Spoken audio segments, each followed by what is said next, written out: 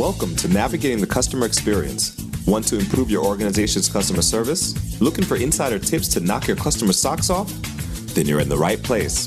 Here's your host, Yannick Grant. Welcome to Navigating the Customer Experience. On today's episode, our guest is Eric Vermillion. Eric is the CEO of Helpshift, a San Francisco-based company that develops mobile customer support software that helps companies provide better customer support in mobile apps. Before Helpshift, Eric was instrumental in advancing BlueCat to one of Canada's most notable software exits and also helped grow revenue at Nice Systems to over $1 billion. He has also held sales and leadership roles at PTC, Tecnomatix, and Triad Systems Corporation. Eric holds a bachelor degree in management from Purdue University. So without further delay, sit back, plug your earphones in, and let's jump right into this conversation with Eric. Welcome, Eric. Thank you, Yannick. Happy to be here. Awesome. Now, Eric, we always like to ask our guests in their own words, even though we do read a little bit about your journey and your bio. You know, that's the formal introduction of our guests. We like to give them an opportunity to do their own introduction in their own words. Could you just tell us a little bit about how you got to where you are today? Yeah, sure. I've spent my entire career in the world of software. A pretty good chunk of it on the sales end of things. I kind of got lucky coming out of Purdue University when all my friends were taking jobs at places like John Deere and Caterpillar and Anderson Consulting. I found a Bay Area software company to join and kind of fell in love with technology and software. So I've spent my career helping people use technology to create value, and I've spent a big chunk of it in the world of customer service. I was at Nice for 8 years and got to be a part of things when kind of this whole omni-channel trend happened. After I left Nice, I did a couple of other software plays in the world of identity management and IT security with BlueCat, but found my way back and spent the last 3 years here at Helpshift, trying to really redefine what good customer service looks like through mobile apps and using more mobile devices more effectively. All right. Could you tell us a little bit about what Helpshift does? Yeah, absolutely. So if you think of your mobile phone, you probably engage with a lot of mobile apps on a day-to-day basis. Most people do, and that's a trend that is rapidly increasing.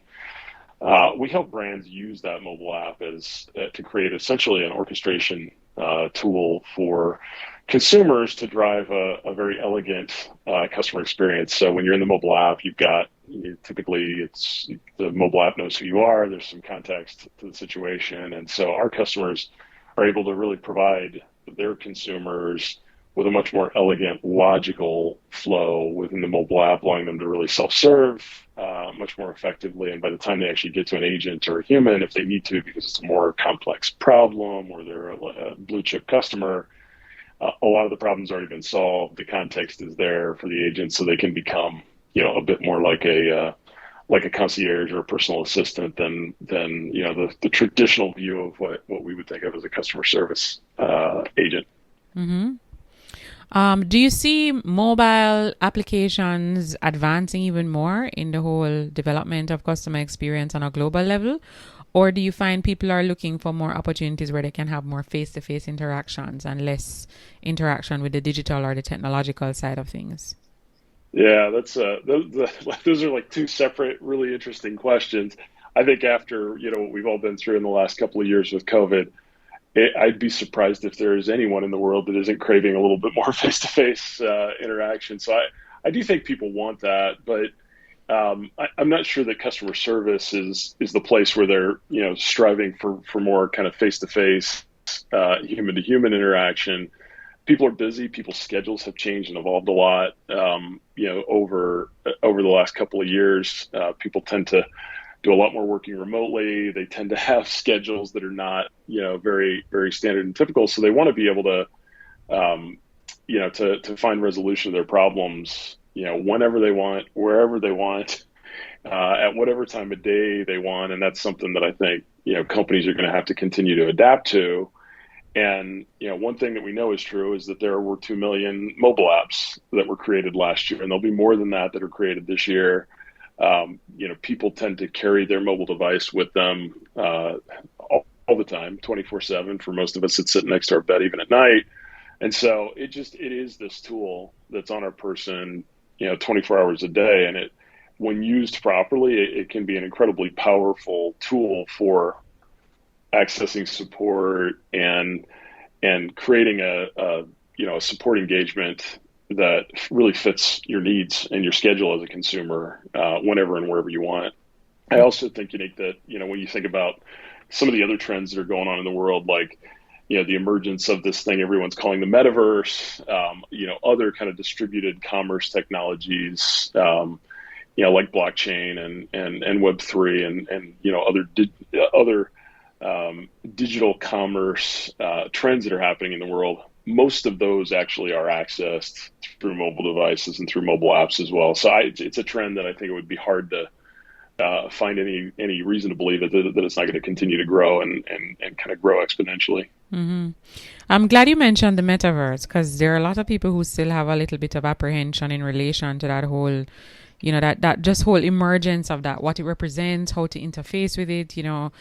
What are your thoughts on that? I mean, do you think it's something that will become the norm? How do you think people can adjust to it feeling more comfortable? Because, it's so different, and generally speaking, human beings just don't adjust to change very readily. Yeah, all very good and fair points. I think that a lot of people's view of the metaverse is driven by the images or the headlines that they see about broken virtual reality experiences. They think of the metaverse as kind of a 3D VR kind of gaming environment, and to a certain extent, it largely is in 2022.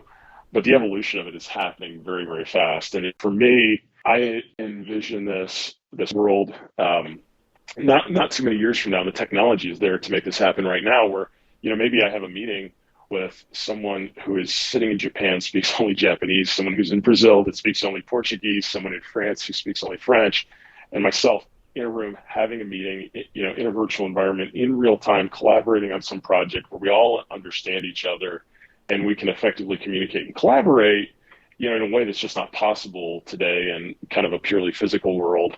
And so I think there's just so many applications for it like that will really impact us in a positive way, in a professional environment, in an educational environment, from a healthcare perspective, that get taken granted a lot today when people just think of the metaverse as kind of this scary 3D video game. And all of those things that I just described, of course, are also going to have commerce that that comes alongside of them, and ownership and digital rights that are owned, and a lot of that is being handled today or will likely be handled through blockchain technology. And so you have this kind of parallel digital existence that happens with all of this commerce.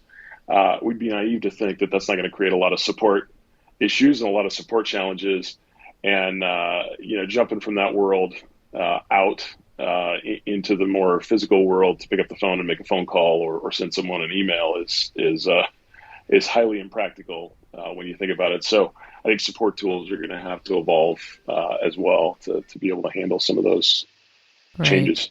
Okay, so our next question is, could you share with us what's the one online resource, tool, website, or app that you absolutely can't live without in your business? It's probably pretty boring, but I spend a big chunk of my day in G Suite, from kind of managing the calendar to all the collaboration that happens over the tools. So that's a pretty boring one, because we spent a lot of time talking about mobile apps. I would, I'd maybe add a bonus that I travel a lot, and I'd really struggle if I didn't have my American Airlines app. That's kind of how I get from place to place anymore. So that's one that I tend to use a great deal as well. Okay. Could you also share with our audience maybe one or two books that have had the biggest impact on you? It could be a book that you read recently, or even one that you read a long time ago, but it still has impacted you in a very great way. Yeah, sure. I'm a big fan of Good to Great. That's one of those, I think, timeless books. The concept of the whole hedgehog principle and really having that one thing that you're laser focused on, and the whole organization is laser focused on, and that you want to be known for, as well as the concept of having the right people on the bus, even if you don't know where they will sit. Those are just concepts that resonate with me, very well with me, and philosophies that I tend to use in my own management style. On a more kind of non-business level, I'm a big fan of Bob Goff as well. I think he's got a very fascinating story. His first book, which is called Love Does, is still my favorite of the ones that he's written. He's written a few since then. I think that one's probably 10 years old at this point. But I tend to really love experiences, and I think Bob does a great job sharing interesting experiences and the lessons that you can take from each one in an extremely interesting way. All right. So we will have the links to those books in the show notes of this episode. Now, Eric, we have a lot of listeners who are business owners and managers who feel they have great products and services, but they lack the constantly motivated human capital. If you were sitting across the table from that person, what's the one piece of advice that you would give them to have a successful business? That you're a coach. You're not just a manager. I saw this clip in the last few days of Nick Saban, the Alabama football coach that's highly regarded and very well known. He stepped in and prevented a player from sharing a piece of cake with another player. So they have this spring game every year where they play against their own teammates, and the losing team gets beans and franks, and the winning team gets a steak dinner with chocolate cake. And the winning teammate wanted to share a piece of cake with his really good friend that was on the losing team, and Saban saw it and he shut it down. And I love that, because losing hurts, and it should hurt, and that's how you don't want to do it anymore. And I think people sometimes need to realize that they have an obligation, as a leader, as a manager, to also be a coach and not just a manager. My job is really to help everyone that works for me to perform at a high level, and to help prepare them for their next job, or even to help them get their next job. And I think too many managers forget that often. And you can't buy your way out of that responsibility, no matter how much you're paying for someone. And in this world where human capital and good human capital is very hard to come by, and often very expensive, losing sight of that responsibility to really coach and help a person be prepared for whatever's next, I think it's one of those things you take for granted if you're just trying to sometimes pay for people because you pay top dollar for people because you think that'll automatically make them the best at things, which is not the case. Yeah, I totally agree.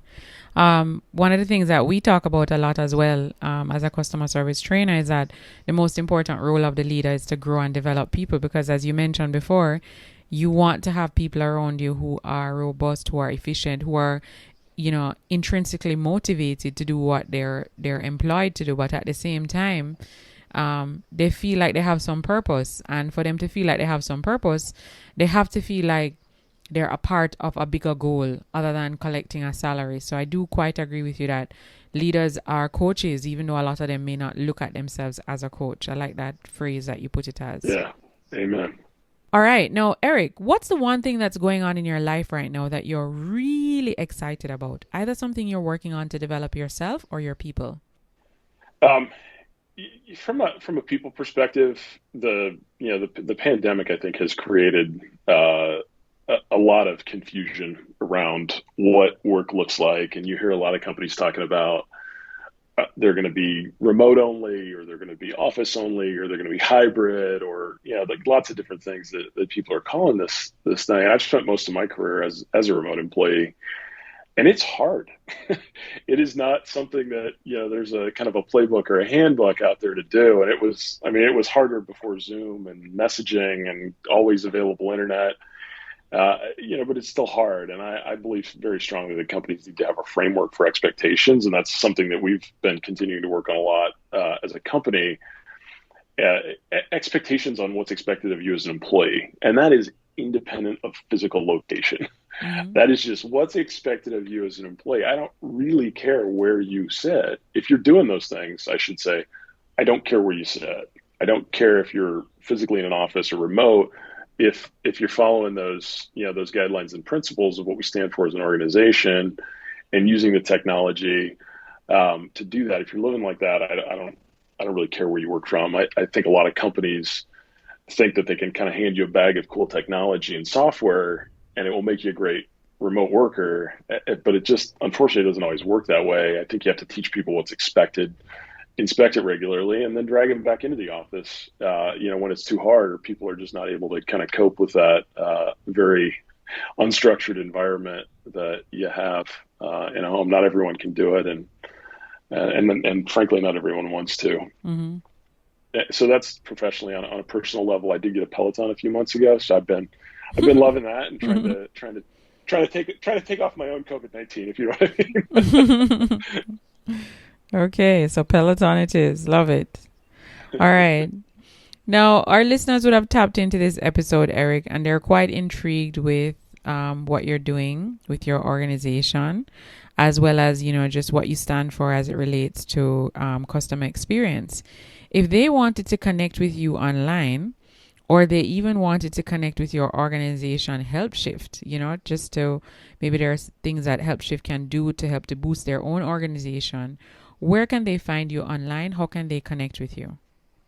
Yeah, so the easiest way to connect with both me or Helpshift is certainly on LinkedIn. You can connect directly with me. On our website also, you can connect with us if anybody's interested in learning more about how they can prepare their organization to support the metaverse, or how they can better leverage their mobile app to provide an elegant support solution for their customers. Very easy to connect with us on the website. We've even got an opportunity to try the product for free there. So that's a great resource. Okay. And that's just at helpshift.com. All right. So we'll have those as well for our listeners if they'd like to connect with Eric or his team.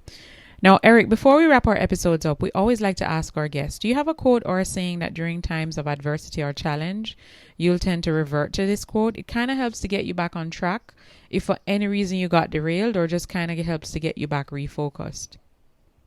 My favorite quote is the Wayne Gretzky quote, or at least I think it's widely attributed to Wayne Gretzky, which is, you miss 100% of the shots you don't take.